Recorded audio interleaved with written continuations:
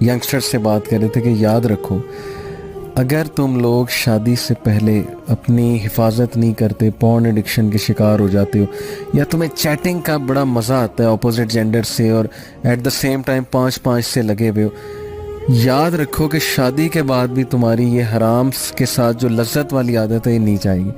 کیونکہ شادی کے جو ڈوپ سینٹرز ہیں نا، ہمارے دماغ میں 7 ڈوپ سینٹرز ہیں وہ اور ہیں، لیکن یہ جو تم کر رہے ہو نا اسکرین پہ، اس کے ڈوپ سینٹرز اور ہیں. شادی اس نیڈ کو پورا نہیں کرے گی. یہ ڈوپ سینٹرز اگر تم نے اتنے بڑھا دیے، ورچوئل ڈیزائر، پھر ظاہر ہے یہ مزے جو تم لے رہے ہو نا، اللہ معاف کرے، اللہ معاف کرے، عبرت پکڑو. اگر یہ مزے تمہارے ایڈکشن بن گئی تو یہ شادی بھی نہیں اس کو ختم کر سکے گی، پھر بھی تم باہر منہ مارو.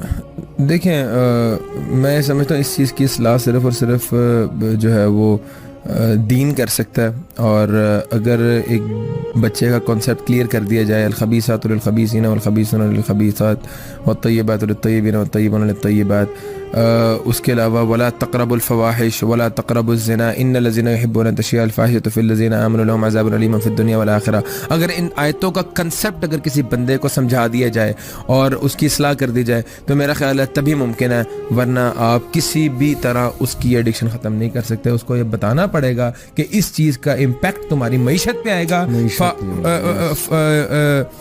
فحاشی کا امپیکٹ جو ہے تمہارے روزگار پہ آئے گا، فحاشی کا امپیکٹ تمہارے بچوں پہ آئے گا، تمہاری ازواجی زندگی پہ آئے گا، تمہارے ریلیشن شپس پہ آئے گا، اور تم تباہ و برباد ہو جائے گا دنیا میں. ان الذين يحبون ان تشيع الفاحشة في الذين آمنوا لهم عذاب أليم في الدنيا والآخرة. اللہ تعالیٰ نے کہہ دیا ہے کہ دنیا اور آخرت میں عذاب ہے.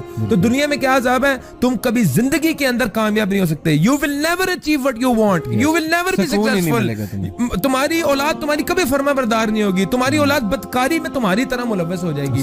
اگر تم چاہتے ہو تمہاری اولاد جو ہے وہ بدکاری، تمہاری اولاد جو ہے وہ زناکاری کے اندر ملوث نہ ہو، اور تمہاری اولاد نیک صالح بنے، تمہارے صدقہ جاریہ بنے، تمہیں جو ہے وہ فحاشی کو چھوڑنا پڑے گا. اور لوگوں کو یہ کنسیپٹ نہیں ہے کہ اگر ہم چیٹنگ کر رہے ہیں کسی عورت سے، اگر ہم کسی عورت کے ساتھ ایک حرام ریلیشن شپس کے اندر انوالوڈ ہیں تو وہ فحاشی نہیں ہے. لوگ صرف فحاشی تو بڑا چھوٹا ورڈ ہے، وہ زنا ہے. میں کہہ رہا ہوں کہ لوگوں کا زنا کا منہ کا بھی زنا ہے، آنکھوں کا بھی زنا ہے، ہاتھ کا بھی زنا ہے. کنسیپٹ نکلی ہے. لوگ کہتے ہیں کہ زنا از جسٹ جو ہے نا وہ آپ کا جو ہے وہ سیکشل ایکٹیویٹی کو ہی زنا وہ کہتے ہیں. نہیں، زنا بگنز جب آپ پہلی بار کسی کو دیکھو، پھر اس کو انوالو ہو، پھر اس سے چیٹنگ کرو، پھر اس کے بعد اس کے ساتھ ملو، اس کو آپ ہاتھ ملاؤ، ہر چیز میں آپ جو ہے نا وہ ہر چیز کا، ہر اعضاء کا شیئر ہوتا ہے زنا میں. ہماری آنکھوں کا، ہمارے کانوں کا، کانوں کا، زبان کا. جب ہم ایسی ایکٹیویٹیز میں ملوث ہو جاتے ہیں جس میں ہم حرام کام، دیکھیں ہر بندہ اللہ تعالیٰ کی رحمت کا جو ہے نا وہ محتاج ہے. اللہ کی رحمتیں ایسے بندے سے اٹھ جاتی ہیں جو بندہ فحاشی اور زنا کے اندر ملوث ہوتا ہے. اللہ تعالیٰ کی رحمت کے بغیر تم کیا چیز اچیو کر سکتے ہو؟